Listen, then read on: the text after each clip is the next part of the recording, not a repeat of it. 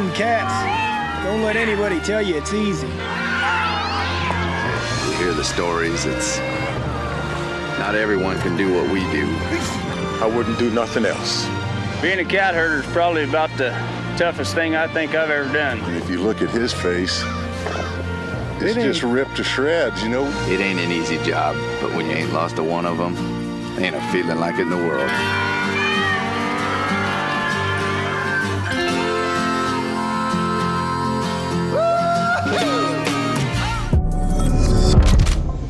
What's up, guys? It's Benny. It is the birthday of Clarence Thomas today. He is 77 years old. Happy birthday to the freaking Supreme Court GOAT.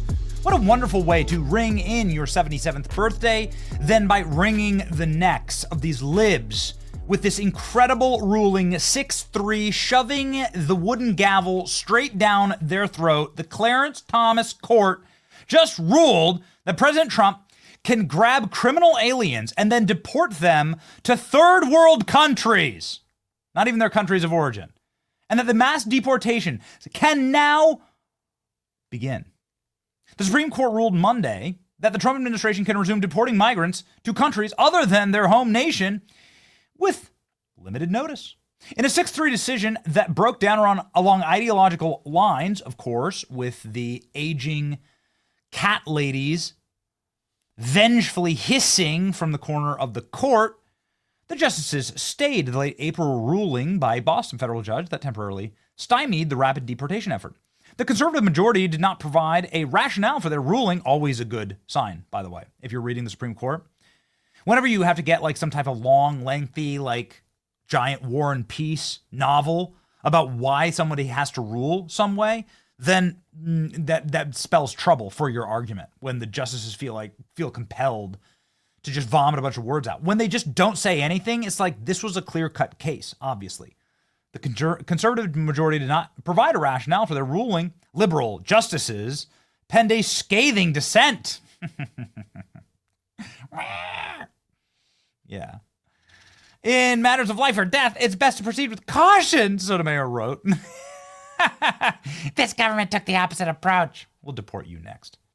Please. Supreme Court rules on Trump's third-party country deportation in major tests of the president that he passed with flying colors. Justices on the High Court ruled 6-3 to stay the lower court's injunction. Now, the president can quickly enforce its immigration clampdown. This is a near-term win. There's now nothing stopping them. It's a beautiful sign. For the lawyers for the migrants had urged, they're not migrants, damn it.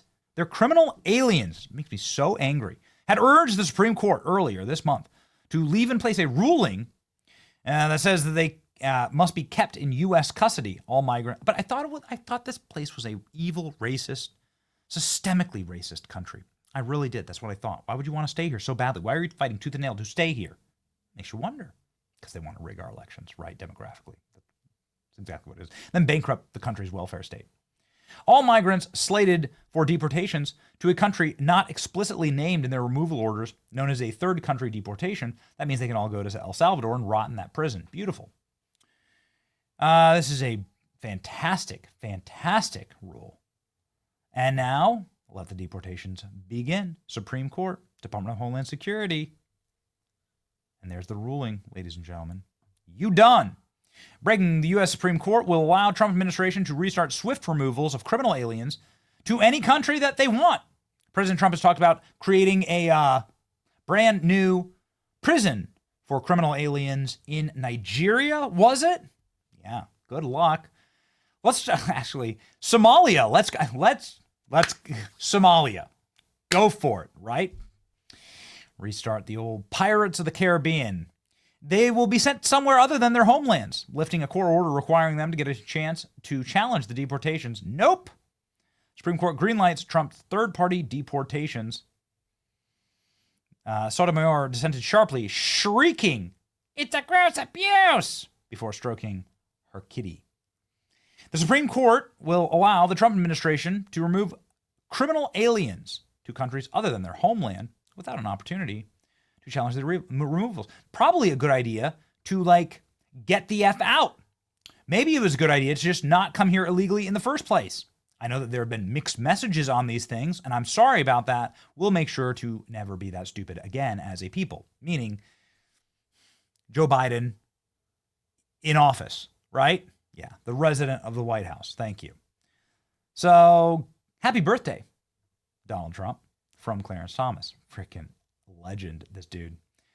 Now, they won't have to really notify them at all. This rulings means illegals can be deported pretty much overnight to any country that we choose. Best to get the F out. You know, when you get out of the country, you get like all these goodies from the government. They pay you like $1,000. They pay for your plane ticket. Get the F out of our country. Supreme Court will now be able to send, this is exactly what I just said, criminal aliens to Sudan. And it's Clarence Thomas, Sudan. Amazing. Major win for the safety and security of the American people. Ladies and gentlemen, good luck in South Sudan. You think it was bad in Guatemala? Why don't you check out South Sudan? Ladies and gentlemen, U.S. Deportation Tracker, counting arrests, detentions, and border crossings. Let's go ahead and check here, shall we? These are the spikes. Look at this. You can see Deportation Tracker here. Well. Would you look at that? We need to see these numbers spike throughout the entire country. Ladies and gentlemen, talk about the opposite of a spiking number. Look at this.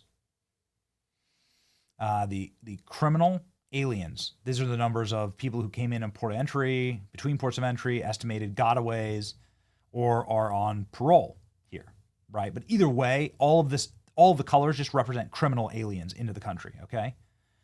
So this is the entire election year, right? So 2024, 2025, okay?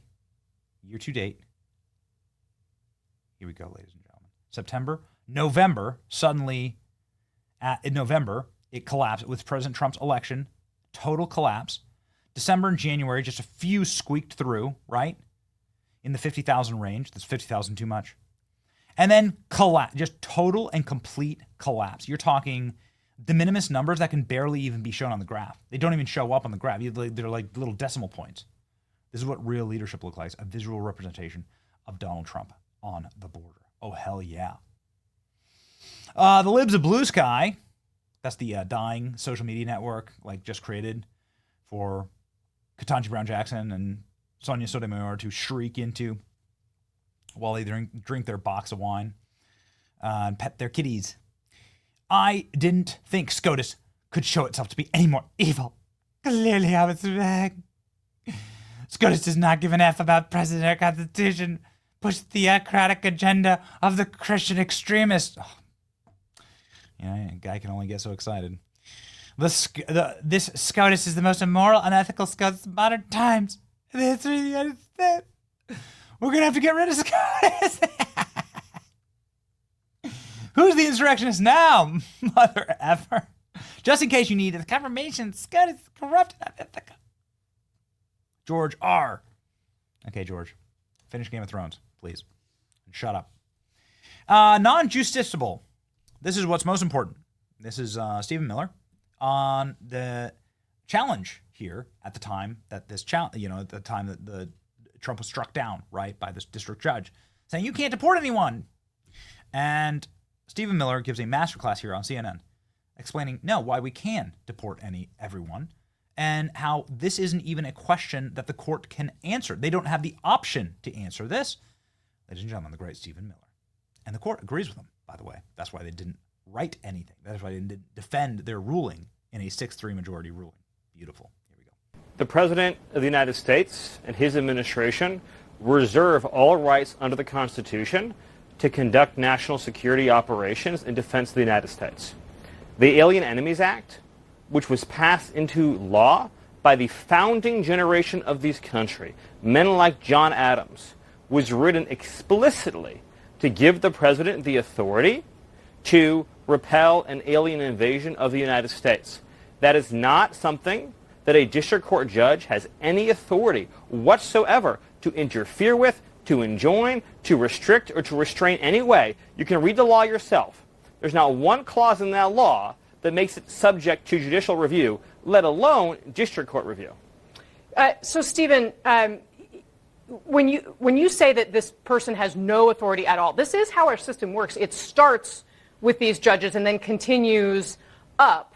At what point does it become, in your view, legal for the justice system to be looking at this and making a judgment? And I fail to see how there's any other way but to start with where we're starting here before you get to eventually the Supreme Court.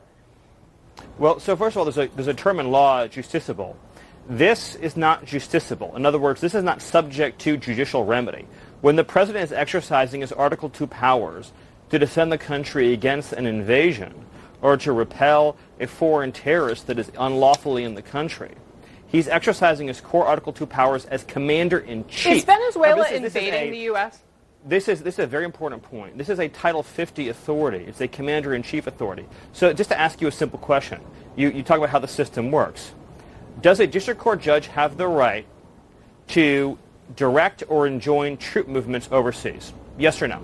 Well, Stephen, my question... If you could answer my question first, in other words, is Venezuela invading our country in a way that would apply this way? So I'll answer yours and you'll answer mine. Under the terms of the statute, Tren de Aragua is an alien enemy force that has come here as detailed at length in the proclamation at the direction of the Venezuelan government.